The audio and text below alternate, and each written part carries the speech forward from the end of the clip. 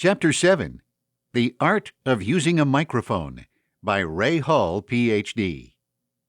The proper use of a microphone is critical when making a public presentation. A good microphone and PA system used correctly can improve an otherwise poorly designed auditorium, meeting room, or church sanctuary into one that will enhance an audience's ability to hear you well. In fact, the proper use of a well-designed PA system is critical to being heard. Why else are you there in the first place? You want to be heard. But we also have to understand that a well-used microphone and PA system will never improve a speaker who does not speak well. On the other hand, a speaker who speaks well, says something worth hearing, and knows how to use a microphone and PA system will definitely be appreciated by their audience. Just remember that microphones don't bite. As I stated in the book entitled The Art of Communication, authored by Jim Stovall and myself, I find it amusing when I observe a speaker who is handed a microphone so that she or he can be heard by the audience, but the hand that was given the microphone is suddenly dropped to the waist or held at arm's length in front of the chest. The speaker seems to be attempting to keep the microphone as far away as possible from her or his mouth. When asked to hold the microphone closer to the mouth so that the speaker can be heard, the speaker may be seen to gingerly bring it closer, as though the microphone may bite if it comes too close. Another microphone problem occurs when a lapel microphone is pinned to a speaker's shirt, tie, or blouse. It seems all too frequently to be placed at or around the area of the speaker's belt or near the bottom of the necktie, not realizing that at that distance from the speaker's mouth, it will not respond to their voice. Or when a speaker is asked to speak from a podium on which a flexible gooseneck is attached that holds a well-designed microphone, speakers seem all too frequently to move as far away as possible and then are not heard by the audience. At any distance beyond around 5 inches, a typical stage microphone will not respond to the speaker's voice, and therefore the speaker will probably not be heard. How sad it is that a speaker who came to present an important message appears to either not want to be heard or simply does not know how to use a microphone properly. Why don't speakers want to use a microphone? It is interesting, but rather sad, to observe speakers who walk to the podium and say directly into the microphone that they are happy to be there and then promptly walk away from the podium and the microphone as though they do not realize that the microphone was placed there so that the audience can hear what they have to say. It is further disturbing to hear them say directly into the microphone, "I won't need to use the microphone because people can always hear what I am saying without one." I tell my audiences to raise their hand and say loudly, "Please use the microphone so we can hear you." One of my patients confessed to me that she had gone to a meeting of her local Audubon Society one evening.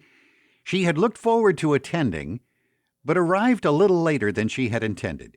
So she took the only seat that was available, about 10 rows back from the front on the aisle. When the speaker was introduced, the speaker walked to the podium and said clearly into the microphone that she was pleased to be there, and then promptly walked around in front of the podium while saying, "I am sure that I won't need to use the microphone because my voice is easily heard without one." My patient said that there were over 100 people in the audience, and hardly any of them could hear a word she said for the next hour.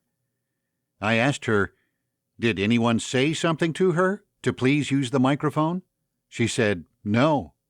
I then asked her, "Why didn't you ask her to use the microphone?"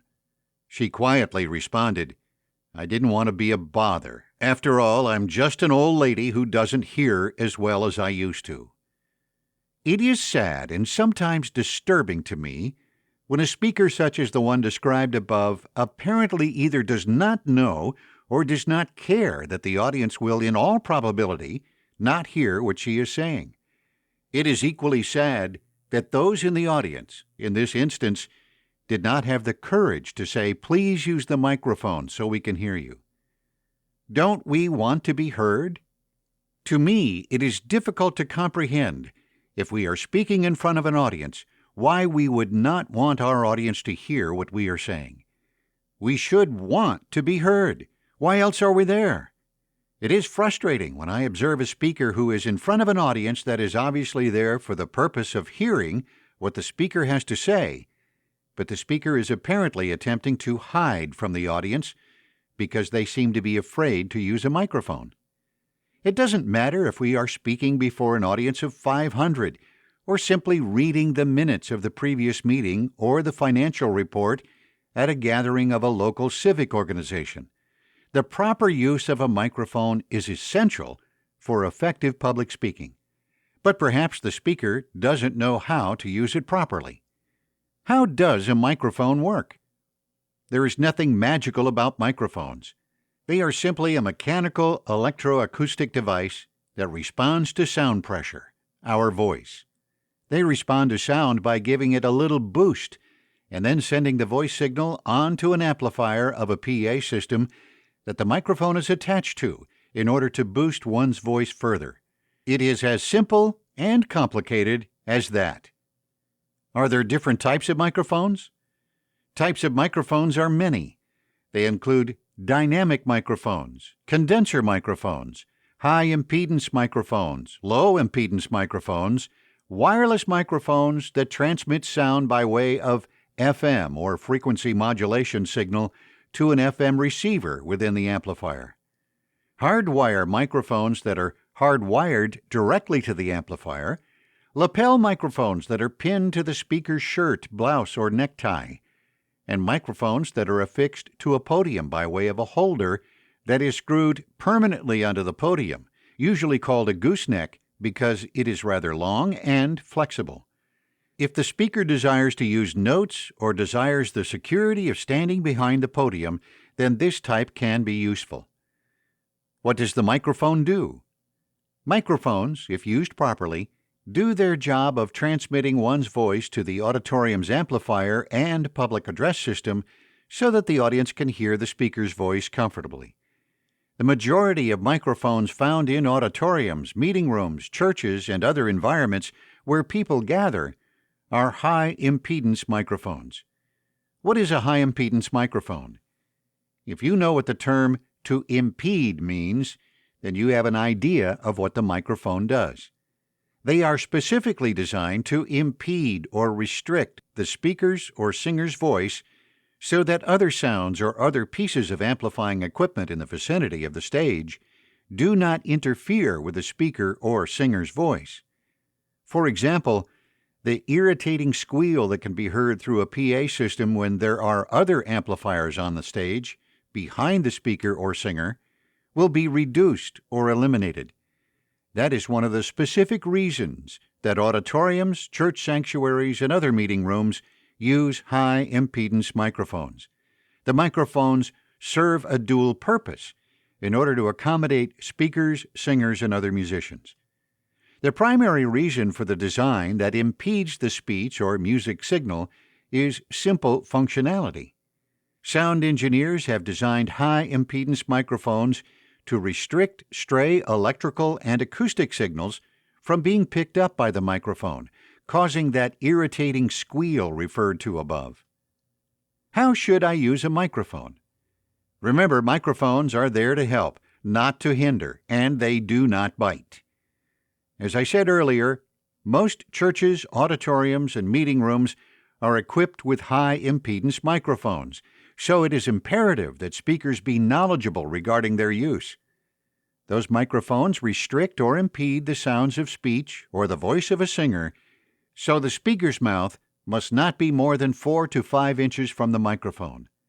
That is critical if the speaker is going to use the microphone as it was intended to be used. Otherwise, the microphone will not do what it is designed to do, that is, give the speaker or singer's voice the intensity and clarity that it deserves. As I said in the book, The Art of Communication by Jim Stovall and myself, that is where the fear factor comes into play. Don't be afraid. the microphone is guaranteed not to bite. Lapel microphones. If a lapel microphone is given to you or someone is in charge of pinning it onto your necktie, shirt, or blouse, it is frequently up to you to make sure that it is pinned in the correct location.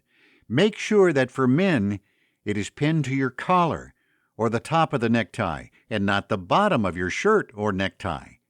If you are a woman and you happen to have worn your new, rather low-neck dress, ask for a scarf of some type and have the person in charge pin the microphone up near your chin.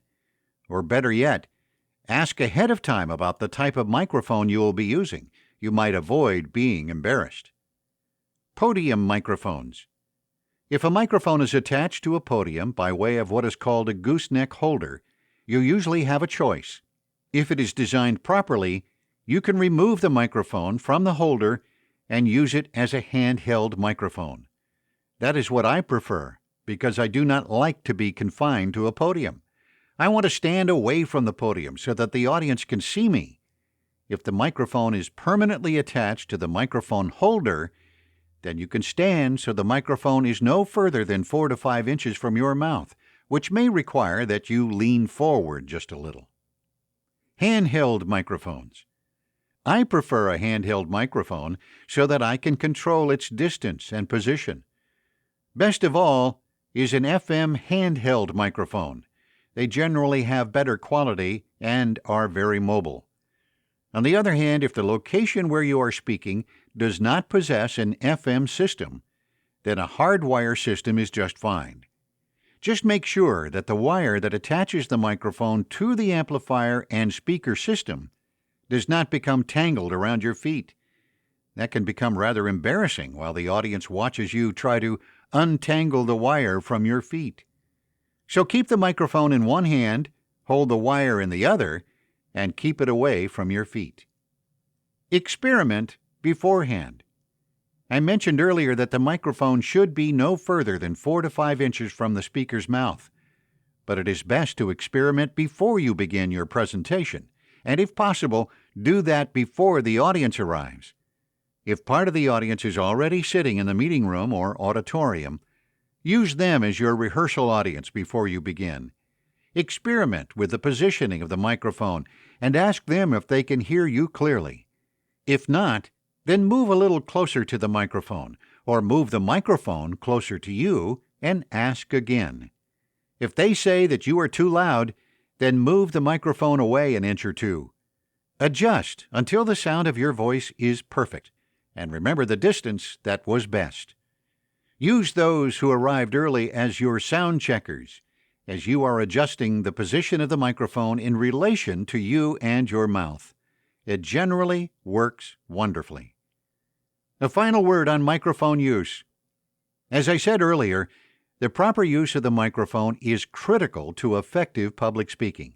You can have the most powerful speech ever presented, and you may be an excellent speaker. But if the audience cannot hear you, your message will be lost.